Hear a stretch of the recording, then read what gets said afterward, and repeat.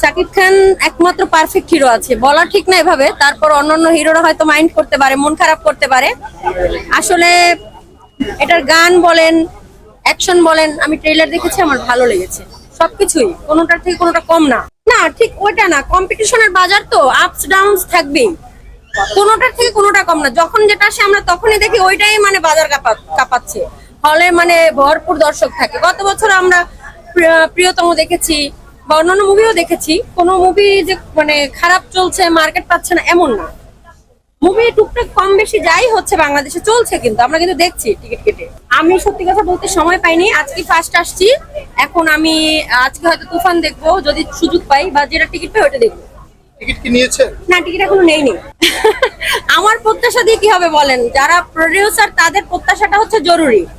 আমি দর্শক হিসাবে বলবো যে শাকিব খানের প্রত্যেকটা মুভি একটু ব্যতিক্রম থাকে এবং উনি পারফেক্ট হিরো। আর অন্যান্য নতুনদেরও সুযোগ পাওয়া দরকার আছে, সেগুলো আমরা দেখবো। আমরা যে তাদেরকে বঞ্চিত করবো, তাদের সিনেমা যে টিকিট কেটে হলে গিয়ে দেখবো না এমন না। আসলে সাকিবিয়ানরা শাকিব খানকে খুব বেশি ভালোবাসে।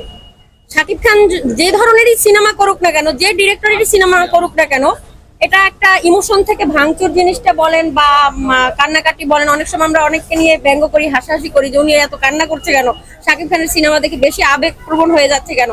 আসলে ভাঙচুর ব্যাপারটা হচ্ছে যে ইমোশন থেকে চলে আসে, যে ওনার প্রতি বেশি ইমোশন হয়ে আমরা আসলে অনেক সময় কেঁদে ফেলি, অনেক সময় উত্তেজিত হয়ে যাই। এটাই আই থিঙ্ক সো, আমার মনে হয় এটাই ধারণা। দর্শকদের উদ্দেশ্যে বলবো, বাংলা সিনেমা দেখুন বেশি বেশি করে, বাংলা গান শুনুন। আমরা তো সবসময় ইংলিশ হিন্দি এগুলো নিয়েই পড়ে থাকি।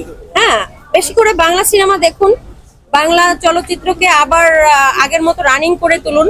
আমরা দর্শকরা না দেখলে, আমরা অবশ্য এখন ইউটিউবে অভ্যস্ত হয়ে গেছি, ফেসবুক, ইন্টারনেট এগুলো নিয়েই পড়ে থাকি। আসলে বাংলাদেশে তো অনেক হিরোই আসছে, কিন্তু পারফেক্ট হিরো কয়জন আসছে আমাকে বলেন একটু। ডান্স, অ্যাক্টিং, আপনার হচ্ছে রোমান্টিকতা, হাইট, সবকিছু মিলিয়ে আপনি একটা নায়ককে মানে জাস্টিফাই করবেন। আপনি তো শুধু চেহারা দেখলে হিরোর মতো হলে হবে না, হবে? আমি তো মনে করি না, সবকিছু জানতে হবে।